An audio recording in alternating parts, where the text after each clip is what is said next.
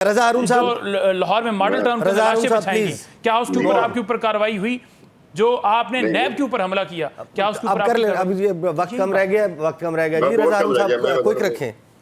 मैं बात कोई कह रहा हूँ, सुप्रीम कोर्ट के ऊपर सजा हो गई थी, सुप्रीम कोर्ट ने सजा दी थी मुस्लिम लीग के नून को। अच्छा, दूसरी बात है 9 मई की प्रेस कॉन्फ्रेंस के हवाले से और अलीमा बाजी के बयान के हवाले से। 9 मई की प्रेस कॉन्फ्रेंस जो लोग कर रहे हैं वो ज़ाहिर सिद्ध के दिल से माफी मांग रहे हैं, कुछ ना कुछ तो कह रहे होंगे ना।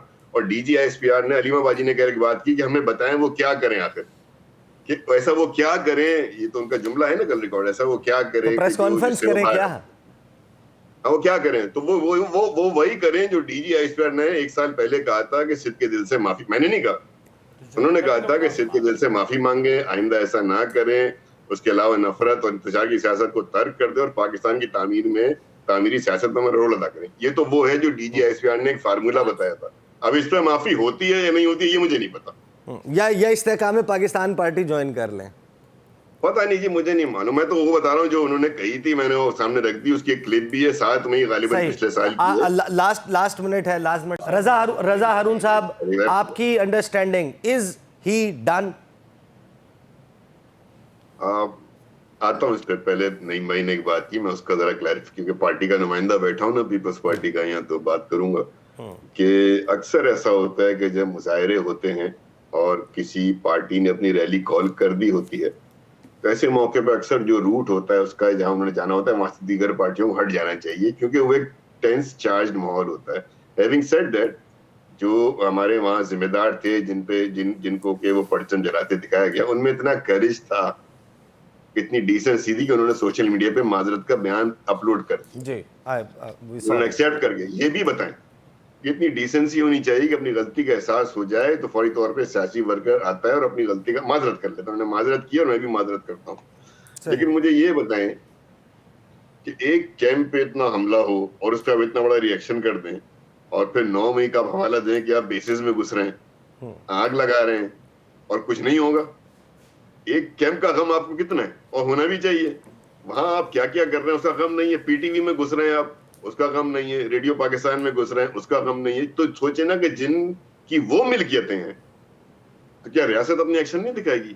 हैविंग सेड दैट, मैं समझता हूं कि सोचने की जरूरत है, क्योंकि ये बड़ा मकाफाते अमल है कि जब आप 26 नवंबर को, 24 नवंबर को जब आप इस्लामाबाद आ रहे थे रेड जोन में, क्या सोच कर आ रहे थे? फिर यही होता है ना जो आपने किया, यही करती है रियासत के अपने अपने अपने सिक्योरिटी कॉर्डन को हिफाजत में लेकर आती है। अब आपका सवाल आता है ईसा भाई, नो, ये कहना किसी एक इंसान का दूसरे इंसान के लिए वैसे ही ठीक नहीं है, और ये कहना किसी सियासी शख्सियत का दूसरी सियासी शख्सियत के लिए। हमने इस मुल्क में देखा है जी, इस मुल्क में एक जमाने में नवाज शरीफ साहब डन हो गए थे, बेनजीर साहबा को डन कर दिया था कि माहिदा करके बाहर चलेंगे। सर दोनों सर्वाइव कर गए, दोनों पॉपुलर है।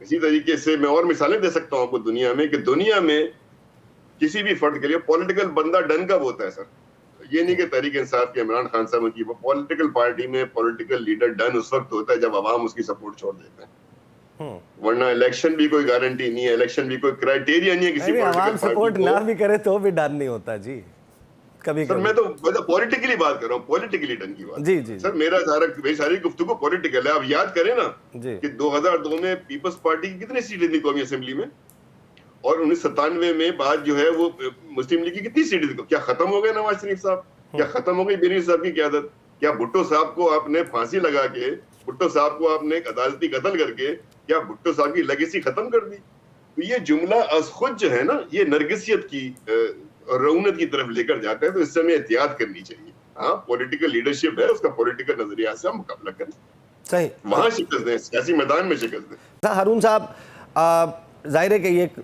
ऐसा मंजरनामा है हमारे सामने कि जिसमें हम देख रहे हैं कि पाकिस्तान के ऊपर जिस किस्म की बयानबाजी नरेंद्र मोदी की तरफ से की जा रही है, यहाँ पर हम जब हुकूमत से बात करते हैं, इवन हमारा दफ्तर ख़ारजा, उनके हम बयानात को देखते हैं तो हम उसको शायद ट्रिविलाइज़ कर रहे हैं। हम ये कह रहे हैं कि नरेंद्र मोदी जो बातें कर रहा है वो उसकी इंतखाबी ज़रूरत है, वो रैलीज़ हैं और वो इंतखाबात के लिए कर रहे हैं। लेकिन क्या ये जो मामला है इसकी संगीनी का एहसास हमारे यहाँ हुक्मरानों को, पॉलिसी साज़ों को नहीं है कि जो 33 ममालिक में उन्होंने 7 डेलीगेशंस भेजे हैं, वहाँ पर वो उनको ज़हनी तौर पर बता रहे हैं कि इंडस वाटर ट्रीटी के ऊपर उन्होंने अमल दरामद नहीं करना।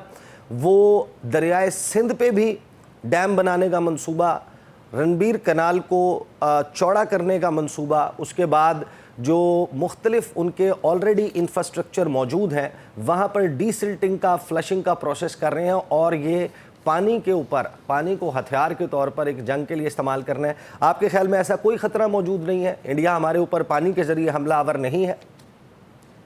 بالکل خطرہ موجود ہے، اور میں سمجھتا ہوں کہ وہ ایک پلان بنا رہے ہیں، ایک پلان ہم بنا رہے ہیں، ایک پلان اللہ تعالیٰ کا ہوتا ہے، اور اللہ تعالیٰ کا پلان جو ہے نا سب سے بڑا ہوتا ہے۔ لیٹس اپنا ایمان جو اللہ تعالیٰ کی طرف رکھیں، یہ سب چیزیں دیکھی جائیں گی، اور کوئی ایسا نہیں ہے۔ میں سمجھتا ہوں کہ سب نظروں میں ہے۔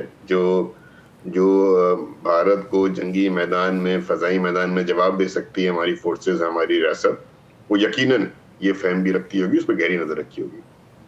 آپ کا جو پہلا ڈسکشن تھا یوم تقدیر کے حوالے سے، میں سمجھتا ہوں اس میں سب کو کریڈٹ دینا چاہیے، خاص طور پر اس کے کریٹر کو، اس کے آرکیٹیکٹ کو، اور یہ یاد رکھیں کہ کون سا وقت ہے جب بھٹو صاحب اس طرف جا رہے ہیں۔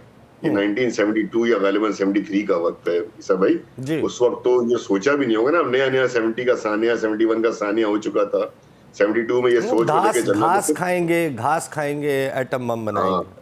آپ سوچیں کتنے فیوچرسٹک ان کی سوچ تھی، کتنا آگے کا ویژن وہ رکھتے تھے کہ انہوں نے نہ صرف اس پروگرام کو کنسیو کیا بلکہ وہ پوری ٹیم بنائی۔ پھر آپ اس میں بہت بڑا کریڈٹ دیں گے ڈاکٹر عبدالقدیر خان صاحب کہ کس طرح انہوں نے سارے معاملے کو ٹیکنیکلی اور جو ہے وہ کیا، اور پھر آگے چلتے چلتے نواز شریف صاحب کا بھی کریڈٹ ہے کہ جب ظاہر بٹن دبانے کا وقت تھا تو وہ کرسی پہ بیٹھے ہوئے تھے۔ تو تمام جو حضرات ہیں جو ہمارے ریاست کے حکمران رہے، سب کو کریڈٹ دینا چاہیے۔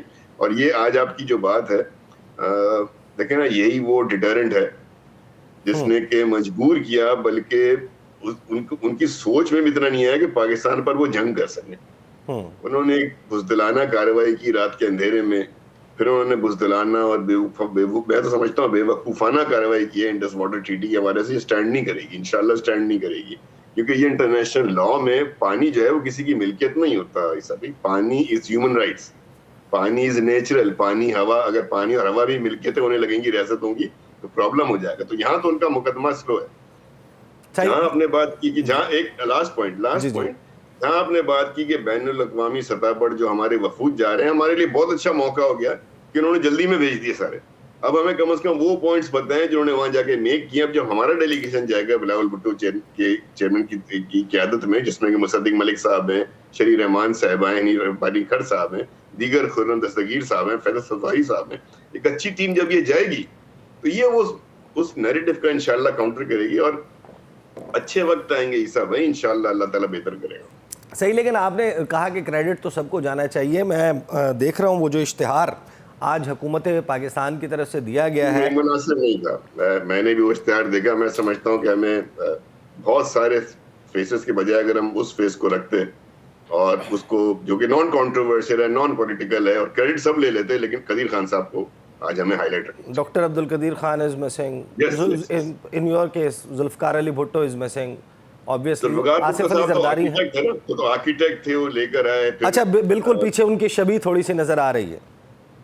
I could spot that, but Dr. Abdul Qadeer Khan is missing۔ کوئی نہیں، اچھا دن ہے، اچھا موقع ہے، لیٹس نہیں، ہم تو دیکھیں، میں تو اپنے پروگرام کے آغاز میں کہا کہ اگر یہ نیوکلیئر ڈیٹرنٹ موجود نہ ہوتا، انڈیا جس طریقے سے اپنے ہمسایوں کو بلی کرتا ہے، ہماری ٹیریٹوریل انٹیگریٹی بھی اگر آج قائم ہے، محفوظ ہے، پاکستان کی سرحدیں محفوظ ہیں، اس میں جو سب سے مین چیز ہے، کردار ہے، وہ پاکستان کی نیوکلیئر ڈیٹرنس ہے۔